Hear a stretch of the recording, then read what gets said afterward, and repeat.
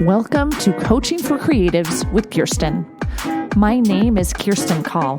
I'm a therapist-trained life coach and a children's book author. Together, we'll get the drama out of our lives and onto the page. Let's get started.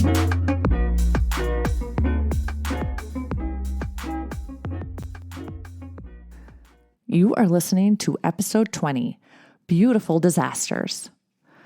When I was 12, my younger brother Davey and I stood on a hill in our backyard. The rain pummeled us, knocking us over. I delighted in the feeling of the water pushing me down the hill. It was like my very own waterfall. The water reached my waist in such an unusual way for Western weather. I fell down and got back up and fell down again. Davey and I laughed, carefree in the wild storm, until we heard my mom's voice. "Kirsti, Davey, the house is flooding. Come help, come help." We ran inside to find water pouring into the finished basement. Couch cushions floated out the back door. A dog paddled past me, enjoying the water as much as I had been enjoying it. It turns out our house was the only house that flooded on that day. My dad was even interviewed for the local news. I'll never forget his wet hair plastered to his head, the water on his glasses, or his 30 seconds of fame as he told the newscasters about the flood.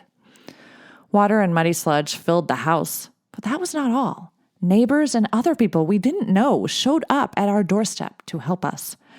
They brought shovels and wet vacs. They brought themselves, many of whom we had never, ever met. The house was a disaster, but this experience taught me something beautiful about people. Now, 36 years later, I still remember the impact of their service to our family. So, what is a beautiful disaster? It's all the horrible, terrible, no good things that help us understand something beautiful about ourselves, about others. Every bad experience we have can be used to connect with other people who are experiencing the same thing or something similar. Big things like cancer and depression. Also smaller things like being pre-published or getting rejections from agents and editors. Even within ourselves, there are always times when we feel like we're a hot mess. There is perfection in our imperfections. There is so much beauty in imperfection and disaster. In Japan, they have this art called kintsugi. They take broken pottery pieces and glue them back together with gold.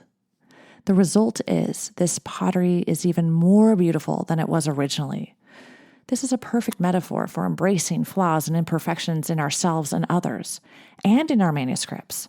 A story can only be so good before you rip it apart, switch things around, cut and paste, and reword. Revision in our work is key to making our manuscripts and stories sing. What if it's the same for us as people? What if we need to rip out our hearts, switch things around, cut and paste, and redo in order to become who we actually want to be? There's a board book called Beautiful Oops by Barney Salzberg that illustrates this so well. It's all about taking the mistakes and turning them into triumphs. So, how do we find the beauty in our disasters? Number one, this is totally going to surprise you, but number one is train your brain. If your brain catastrophizes getting rejections, remind yourself success lives in the neighborhood of failure. Remind yourself you're in a good company. We all get rejections. Even Jane Yolen, who has more than 400 books out, gets rejections regularly. It is part of the process. But what if your disaster is something else, like chronic pain or illness? Perhaps you can think things like this. I can tolerate pain. I do pain really well. Or I do stomach aches really well. Whatever it is, you do it really well because you are doing it. Number two, connect with others. When we have hard things in our lives, there is always someone else who has also experienced it. Be vulnerable. Share your experiences. Maybe what you say will help someone else who hasn't found support or empathy.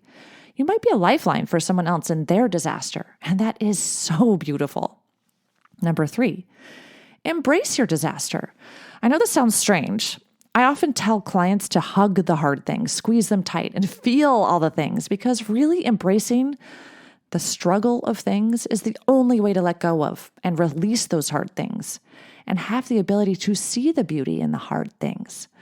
When we resist our difficult feelings, it's like holding a beach ball underneath the water. Eventually, that beach ball is going to pop to the surface.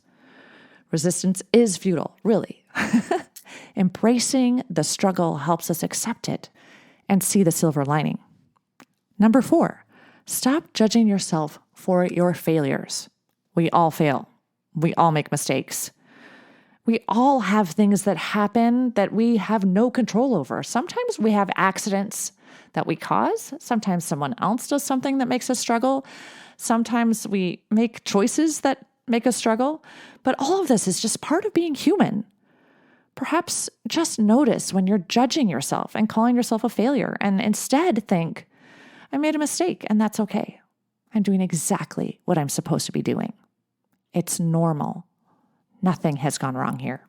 Okay, number 5, find joy in the journey. When we sit down to do a puzzle, we expect to spend time finding the correct spot for each piece. We aren't hard on ourselves for trying 10 pieces before we find the correct one. We don't berate ourselves for getting it wrong. That's part of the process of doing a puzzle. There are so many ways to do a puzzle also. You can start with the edge pieces. You can group them according to color. You can group them according to shape. You can sit down for hours all alone. You can sit down with other people and chat while you work. You can sit down with other people quietly while you put the puzzle together. The point is, the joy of a puzzle is in the process. The whole point of doing a puzzle is in the journey. Of course, it is really fun when you place that last piece. But the point of a puzzle is to spend time doing it, to enjoy the process of putting the puzzle together. What if we approached life that way? It's a puzzle we are navigating. Sometimes we try to fit the wrong pieces in the wrong places, and that's okay. There are other pieces to be found and placed, and eventually we'll find the right ones. Some of the most effervescent people I know are the ones who have suffered the most. There is so much beauty in disastrous experiences. There is so much beauty in imperfection. There's so much beauty in struggling through the disaster and becoming. So, if you feel like a beautiful disaster, embrace it.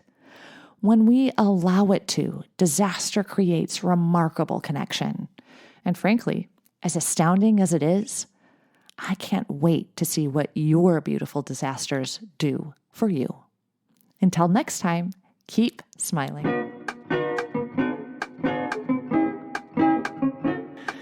If you like what you've heard, check out my Get Yourself Unstuck program.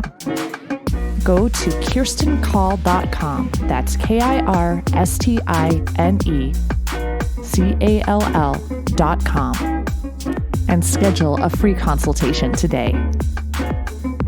Coaching for Creatives is produced by Kirsti Call.